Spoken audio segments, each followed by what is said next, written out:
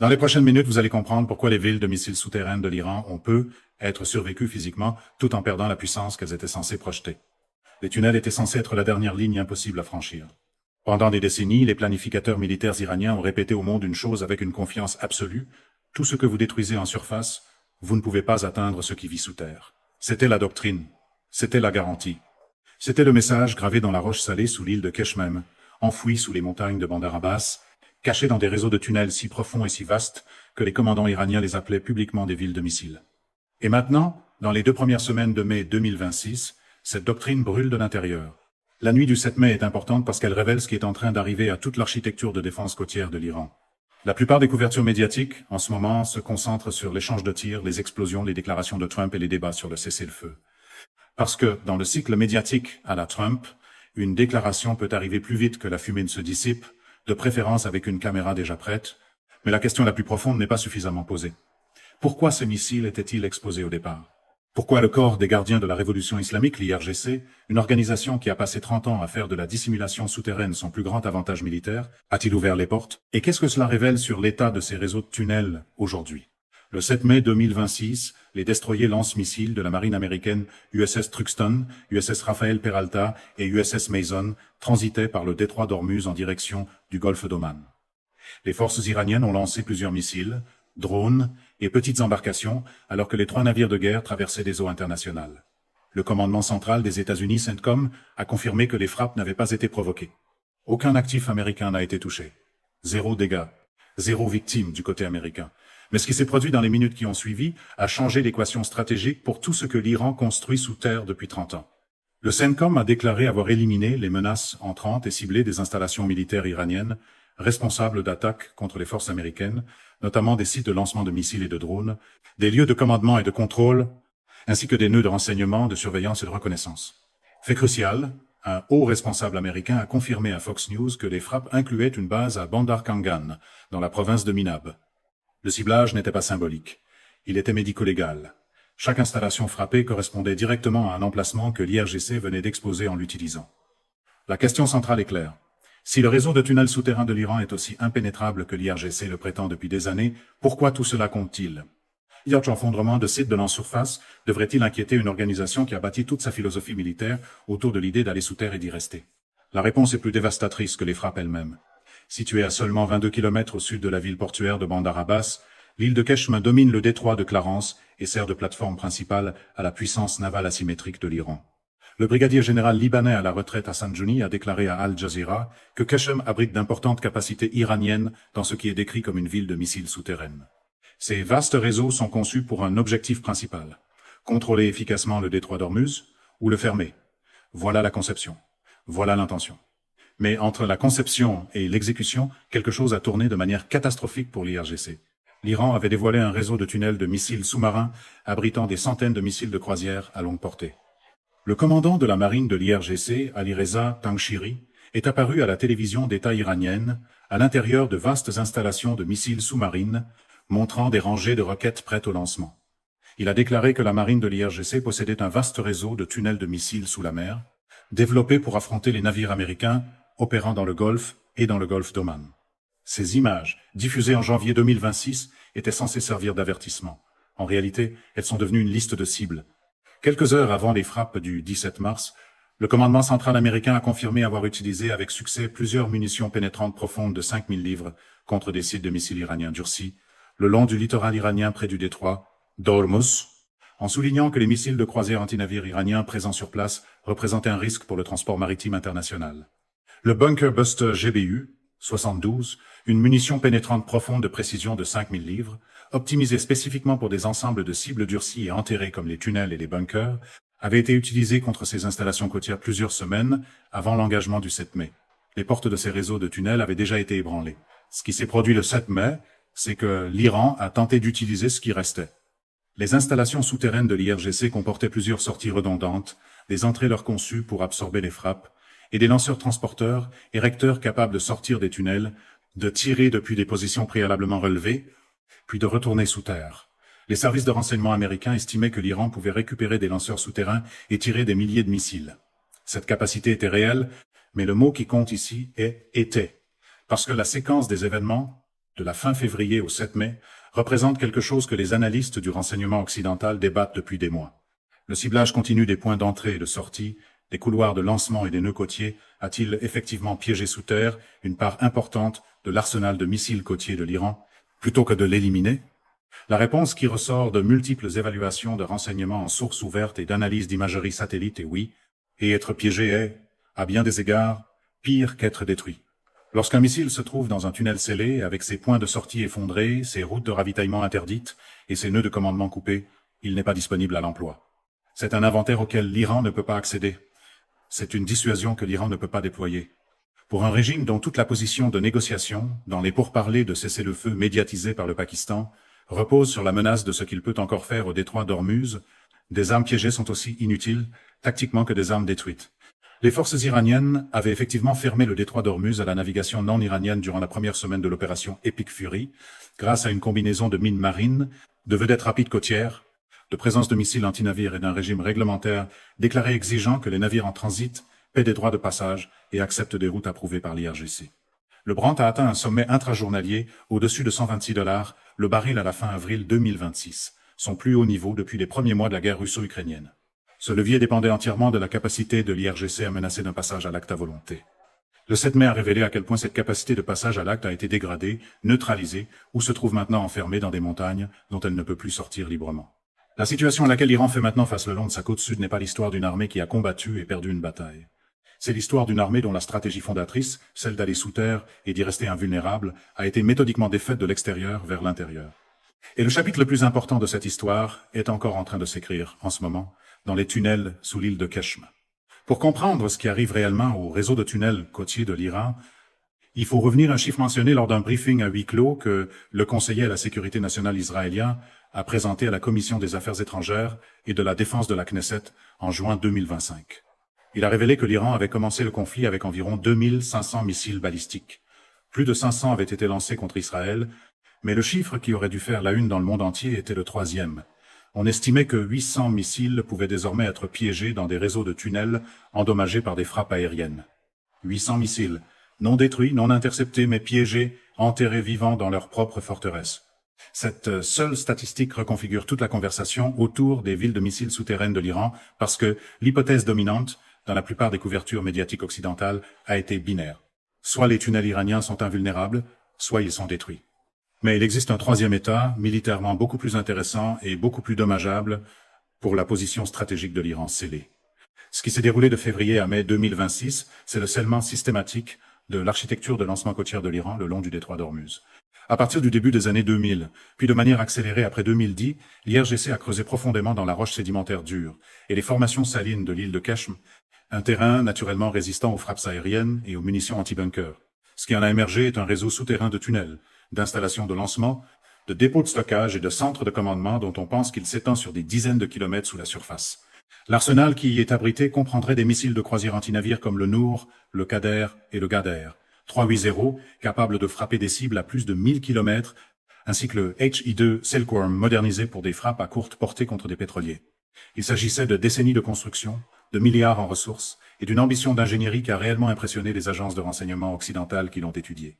La question est donc de savoir comment vaincre quelque chose qui ne peut pas être atteint depuis les airs.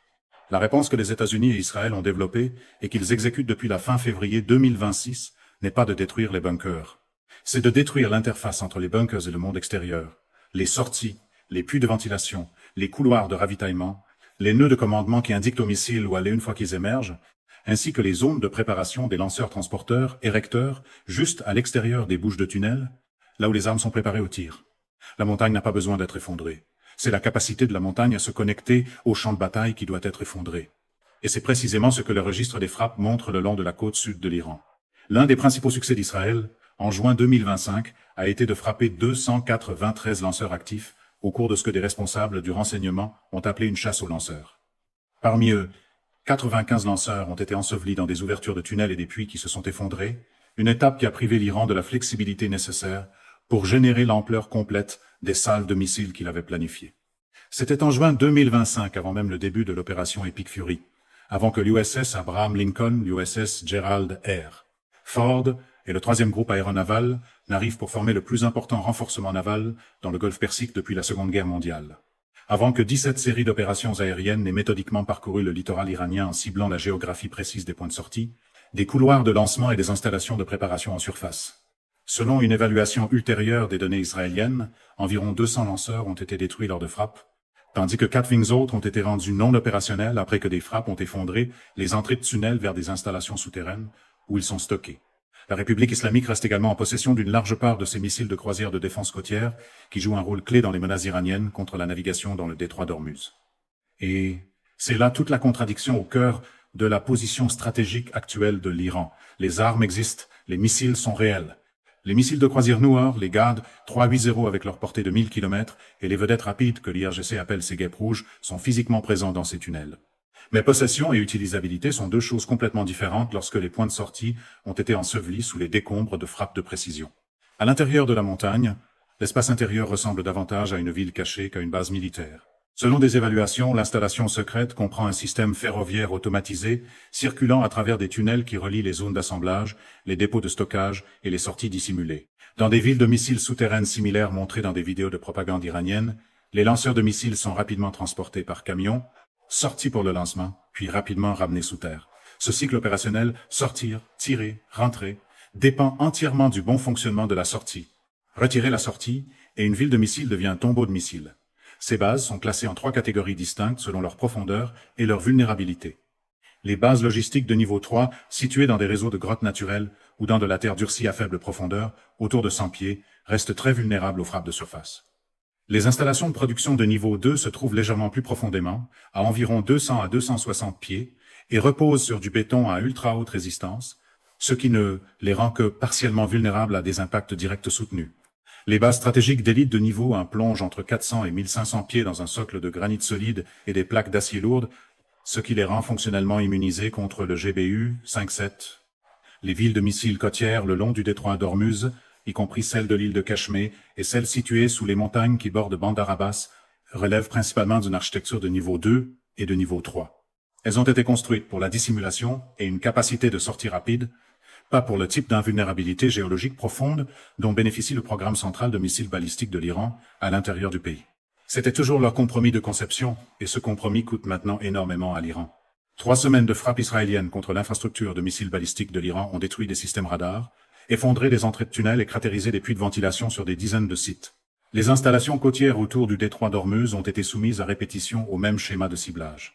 Le 17 mars seulement, le CENTCOM a confirmé le déploiement de plusieurs munitions pénétrantes profondes de 5000 livres spécifiquement contre des sites de missiles iraniens durcis le long du littoral près d'Ormuz. Le port et la jetée de l'île de Keshm ont été frappés. La base navale de l'IRGC à Bandar Abbas a été ciblée pour la 2e fois dans la guerre.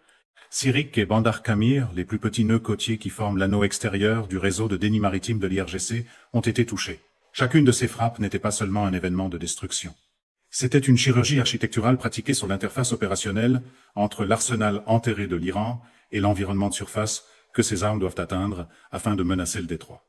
Le résultat, selon l'évaluation du centre de recherche ALMA et conformément à l'imagerie satellite examinée par plusieurs analystes du renseignement en sources ouvertes, est qu'une partie substantielle de l'inventaire de missiles côtiers de l'IRGC est désormais enfermée dans ses propres espaces protégés. Les montagnes ont fonctionné exactement comme prévu.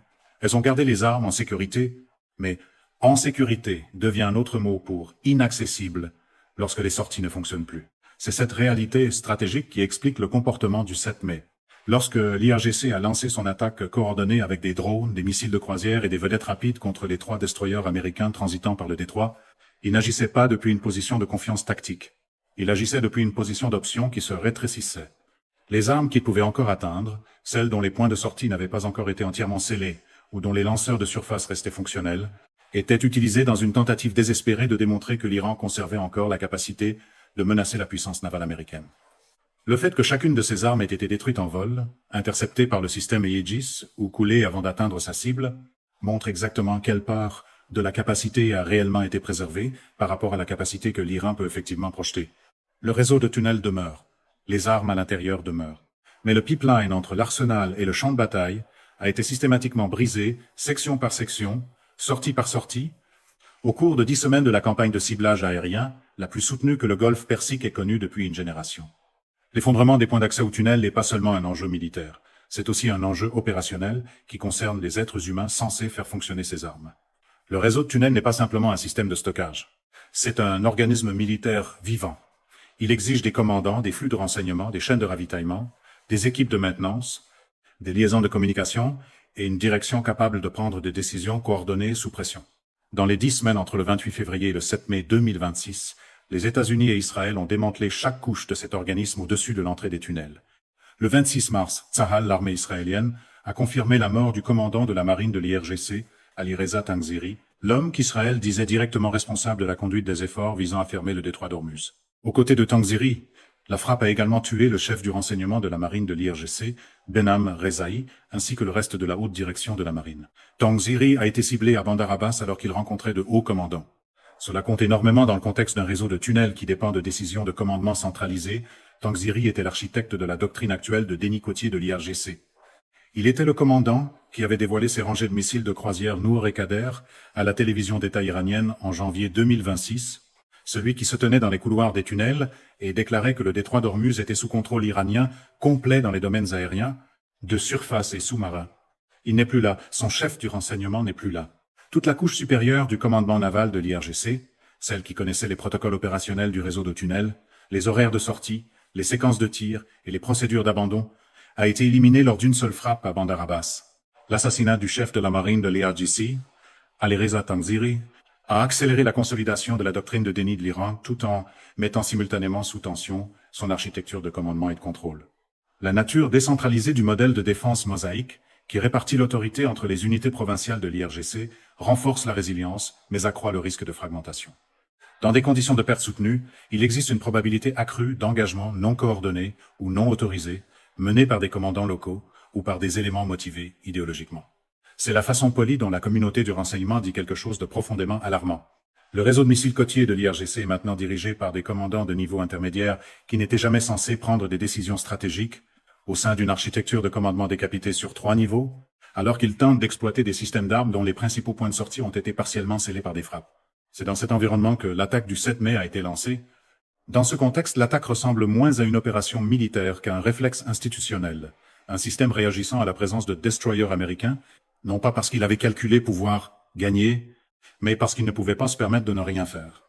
Ne rien faire, alors que les pourparlers de cessez-le-feu médiatisés par le Pakistan étaient bloqués, que le convoi Project Freedom de Trump tentait de forcer le passage de la navigation commerciale dans le détroit, et que le contre-blocus américain des ports iraniens entrait dans sa 4e semaine, aurait été un signal que la dissuasion côtière de l'IRGC avait cessé de fonctionner entièrement.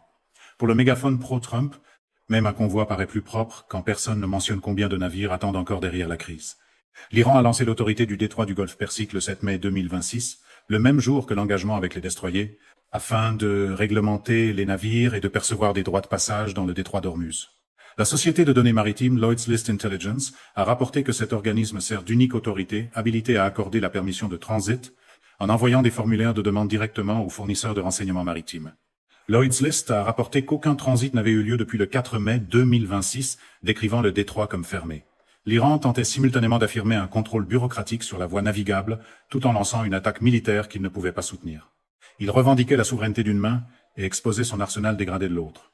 En déployant des plateformes AS-64 Apache et MS-60 Seahawk comme principaux instruments anti-SM, les forces américaines ont opérationnalisé une doctrine qui exploite une présence aérienne persistante et une capacité d'engagement rapide afin de priver les forces iraniennes de l'avantage temporel normalement exploité dans les affrontements maritimes asymétriques. La doctrine dessin que l'IRGC a passé 30 ans à développer était spécifiquement conçue pour exploiter l'écart entre l'apparition d'une menace et le temps nécessaire pour y répondre. De petites embarcations à faible signature radar qui se rapprochent rapidement. La théorie voulait que la saturation submerge la capacité de suivi et d'engagement du système Aegis. La pratique, testée en combat réel le 7 mai, a produit 0 dégâts sur les actifs américains. Pas un seul navire égratigné, pas un seul drone n'a établi le contact. L'engagement a été enregistré, catalogué et diffusé au monde par le commandement naval américain avant même que la propagande iranienne ait eu le temps de construire son contre-récit.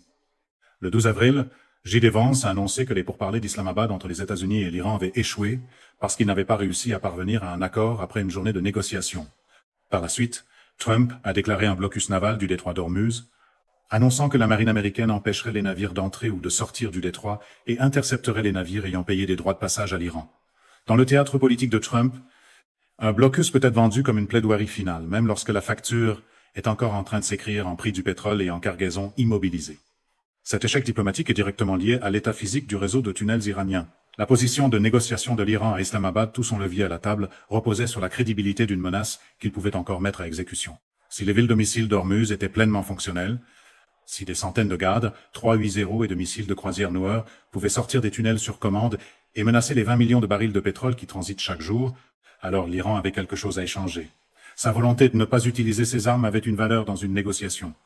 Mais lorsqu'un dispositif de partage du renseignement entre les satellites américains, le Government Communication Headquarters britannique, GCHQ, et le renseignement d'origine électromagnétique israélien avait passé 10 semaines à cartographier et à frapper systématiquement l'architecture de sortie de ces tunnels, lorsque le propre commandant naval de l'IRGC avait été tué à Bandar Abbas, lorsque l'évaluation de QA Defense Analysis publiée quelques jours plus tôt concluait que les États-Unis avaient obtenu des dommages tactiques sans pouvoir atteindre l'infrastructure souterraine, tout en confirmant simultanément que l'interface entre la surface et les tunnels avait été méthodiquement dégradée, le levier de négociation de l'Iran avait été discrètement vidé de sa substance. La réouverture du détroit est un enjeu majeur dans les pourparlers médiatisés par le Pakistan, et l'Iran a menacé d'une action militaire si le blocus américain ne prend pas fin. Pendant ce temps, le nombre de navires utilisant le détroit se situe désormais autour de 5% des niveaux d'avant le conflit, avec environ 2000 navires bloqués dans le golfe Persique. 2000 navires. 2000 navires au mouillage, transportant des marchandises dont le monde a besoin, dans une étendue d'eau contrôlée par un régime dont le principal outil de levier est un arsenal souterrain de plus en plus scellé dans ses propres fortifications. L'économie mondiale est prise en otage non pas par un arsenal qui peut tirer librement, mais par l'incertitude quant à la part de cet arsenal qui peut encore tirer. Cette incertitude elle-même est une forme de levier, peut être la seule forme qu'il reste à l'Iran. Selon un rapport, l'Iran avait perdu la trace de mine qu'il avait placée dans le détroit d'Ormuz et se trouvait donc incapable de rouvrir complètement le détroit, même s'il le voulait. Ce détail, enfoui dans la chronologie Wikipédia de la crise d'Ormuz, et peut être l'information la plus révélatrice sur l'état opérationnel réel de l'Iran en ce moment. Une armée incapable de rendre compte de ses propres mines a perdu sa cohérence de commandement. Une armée qui lance une attaque coordonnée en essaim et inflige 0 dégâts a perdu sa capacité offensive. Une armée dont les sorties de tunnels ont été progressivement scellées et dont les principaux commandants navals sont morts a perdu la profondeur organisationnelle nécessaire pour se reconstruire rapidement. Ce n'est pas une armée au sommet de sa puissance en train de jouer la patience stratégique. C'est une armée en déclin contrôlé qui tente de projeter une confiance qu'elle ne peut plus pleinement appuyer par la force. Au matin du 10 mai 2026, le détroit d'Ormuz reste effectivement fermé à la navigation commerciale internationale. Avant le conflit, environ 3000 navires utilisaient le détroit chaque mois. Leur nombre se situe maintenant autour de 5% de ce niveau, avec environ 2000 navires bloqués dans le golfe Persique. L'économie mondiale paie un prix qui s'aggrave chaque jour. La question que se posent maintenant tous les gouvernements, toutes les compagnies maritimes, tous les analystes de l'énergie et tous les citoyens qui paient leur carburant 50% plus cher qu'il y a 3 mois est la même. Comment cela se termine-t-il? La réponse est indissociable de l'état du réseau de tunnels de l'Iran parce que la volonté de l'Iran de négocier, sa volonté d'accepter des conditions permettant la réouverture du détroit dépend entièrement du levier militaire qu'il croit encore posséder. Et le levier militaire qu'il possède encore dépend directement du nombre de ces missiles côtiers qui peuvent réellement atteindre l'eau et non du nombre de missiles stockés à l'intérieur des montagnes. Combien peuvent sortir? Le directeur général de Vitol, Russell Hardy, a déclaré le 20 et 1 avril qu'1 milliard de barils de production pétrolière serait perdu à cause de la guerre et que la perte actuelle se situait déjà entre 600 et 700 millions de barils. Le blocus maritime a déclenché simultanément une urgence d'approvisionnement alimentaire dans les États du Conseil de coopération du Golfe, qui dépendent du détroit pour plus de 80% de leur apport calorique. À la mi-mars, 70% des importations alimentaires de la région étaient perturbées. Ce n'est plus une stratégie géopolitique abstraite, ce sont des familles au Koweït, au Qatar et à Bahreïn qui paient des prix d'urgence pour des aliments de base. Ce sont des conducteurs américains qui paient des prix de l'essence qu'on n'avait pas vus depuis les pires crises énergétiques de l'époque moderne. C'est l'aviation mondiale qui brûle davantage de carburant sur des routes allongées contournant un espace aérien moyen-oriental fermé. Le réseau de tunnels sous l'île de Keshme, celui que l'IRGC a passé 2 décennies à creuser dans la roche salée et les formations sédimentaires, a réussi à prendre en otage toute l'économie mondiale interconnectée simplement en existant. Mais il existe une dimension que la machine de propagande de l'IRGC ne peut pas affronter honnêtement devant sa propre population. La prise d'otage ne fonctionne que tant que la menace est crédible. Ce que le 7 mai a démontré avec une clarté absolue en temps réel devant les systèmes satellitaires, les réseaux de radars navals et toutes les agences de renseignement observant l'engagement, c'est que l'exécution en surface de cette menace a été catastrophiquement dégradée. Trump a déclaré que les forces américaines avaient détruit des attaquants iraniens visant 3 destroyers de la marine américaine alors qu'ils transitaient par le détroit, avertissant qu'il les frapperait beaucoup plus fort et beaucoup plus violemment si l'Iran ne signait pas bientôt un accord. La menace à la Trump arrive toujours avec du volume en plus, comme si monter le micro pouvait remplacer une stratégie de sortie claire. Ce n'est pas le langage d'une opération militaire qui considère son adversaire comme une menace offensive sérieuse. C'est le langage d'une puissance qui a déjà conclu que l'engagement a basculé de manière décisive en sa faveur et qui utilise maintenant l'action militaire comme outil pour pousser la diplomatie. Parallèlement au renforcement militaire, les dirigeants iraniens doivent choisir entre consacrer des ressources à la reconstruction de l'infrastructure militaire et répondre à des crises civiles aiguës, notamment une inflation de 60%, l'effondrement des services de base et des vagues historiques de manifestations causées par l'effondrement économique. Le régime iranien a choisi la voie d'une répression sans précédent qui a culminé en janvier et février 2026 avec le massacre de plus de 30 000 citoyens iraniens dans une tentative désespérée de préserver sa stabilité. Un régime qui massacre sa propre population pour réprimer les troubles internes tout en tentant de financer la reconstruction des sorties de tunnels effondrés, de négocier un cessez-le-feu par l'entremise de médiateurs pakistanais et de projeter une crédibilité militaire face à 3 groupes aéronavals dans le Golfe Persique, est un régime qui opère à la limite absolue de sa capacité institutionnelle. Le réseau de tunnels n'est pas seulement un problème militaire, c'est un problème budgétaire, c'est un problème de priorité. Chaque jour où ces sorties restent scellées, chaque jour où les couloirs de ravitaillement restent sous interdiction, est un jour de plus où l'Iran ne peut pas restaurer l'infrastructure qui rendait sa dissuasion crédible au départ. Le 4 mai, Trump a lancé l'opération Project Freedom, une mission de la marine américaine destinée à escorter des navires marchands hors du Golfe.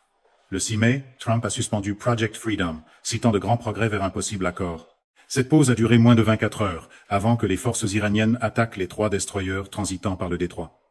Apparemment, les grands progrès peuvent maintenant se mesurer en heures, ce qui est pratique lorsque la prochaine crise arrive avant même que le slogan ait refroidi. Le cessez-le-feu qui était censé être en vigueur pendant que les diplomates au Pakistan travaillaient à un accord était simultanément violé sur l'eau. Cette violation montre la fragmentation interne qui s'est emparée du commandement militaire iranien depuis que Tank Siri et toute la direction navale de l'IRGC ont été tués à Bandar Abbas le 26 mars. Dans des conditions de perte soutenues, il existe une probabilité accrue d'engagement non coordonné ou non autorisé, mené par des commandants locaux ou par des éléments motivés idéologiquement. L'attaque du 7 mai n'a pas été une décision stratégique prise par la direction suprême de l'Iran. Il s'agissait peut-être d'un commandant naval local de l'IRGC, opérant depuis une base côtière partiellement compromise, avec accès à toute capacité de lancement en surface, ayant survécu aux 10 semaines de frappe précédentes, qui a pris une décision tactique que sa chaîne de commandement n'avait plus la cohérence nécessaire pour empêcher. C'est le type d'action militaire le plus dangereux dans un environnement de cessez-le-feu fragile. Pas une escalade calculée, mais un effondrement institutionnel qui s'exprime par les armes. Ce qui vient ensuite se décide maintenant dans 3 arènes simultanées. Le canal diplomatique par le Pakistan, où la réouverture du détroit et l'avenir du programme nucléaire iranien restent les 2 points de désaccord irréconciliables. L'arène économique, où les revenus des exportations pétrolières iraniennes ont été effectivement coupés par le contre-blocus américain, et où le compte à rebours des dommages aux infrastructures des champs pétroliers à l'arrêt est déjà enclenché. Et l'arène physique sous les montagnes du sud de l'Iran, où des équipes d'ingénierie tentent de rouvrir des sorties de tunnels dans des conditions de supériorité aérienne appartenant entièrement aux États-Unis, a un coût et un rythme que l'économie iranienne, en effondrement, pourrait ne pas être capable de soutenir. Le secrétaire d'État Rubio a déclaré clairement que les États-Unis ne peuvent pas tolérer que l'Iran normalise un système dans lequel Téhéran décide qu'il utilise une voie navigable internationale et combien il doit payer pour l'utiliser. Cette déclaration définit avec précision la ligne rouge américaine. L'Iran ne peut pas garder le poste de péage. L'Iran ne peut pas garder l'autorité de transit qu'il a annoncée le 7 mai. L'Iran ne peut pas garder le détroit d'Ormuz comme un corridor iranien propriétaire exigeant l'approbation de l'IRGC pour le passage. Et l'instrument militaire qui fait respecter cette ligne rouge, les 3 groupes aéronavals, les F-35C, les destroyers Aegis, les hélicoptères Apache qui traquent les embarcations en essaim, les munitions anti-bunker ciblant l'architecture de sortie côtière, tout cela reste déployé et opérationnel à cet instant. Les tunnels de l'île de Keshmeh existent toujours. Les missiles à l'intérieur sont toujours réels. Mais la connexion entre ces missiles et le monde qu'ils étaient censés menacer a été coupée en surface, systématiquement, méthodiquement, pendant 10 semaines de la campagne militaire la plus lourde de conséquences que le Golfe Persique ait connue depuis une génération. L'Iran a construit ses villes de missiles pour qu'elles soient invulnérables. Et dans un sens, elles ont réussi. Les montagnes sont intactes. Les armes à l'intérieur sont intactes. Mais une forteresse dont les portes ont été soudées de l'extérieur n'est plus une citadelle. C'est un coffre-fort. Et un coffre-fort rempli d'armes que personne ne peut atteindre n'est pas un actif militaire. C'est un monument à une doctrine que les événements du 7 mai 2026 ont remise en question de façon permanente. La question à laquelle l'Iran doit maintenant répondre n'est pas de savoir si ces tunnels ont survécu. Ils ont survécu. La question est de savoir si la survie, sans accès, équivaut à la dissuasion. Et si le silence se poursuit à ces sorties de montagne, le monde aura sa réponse.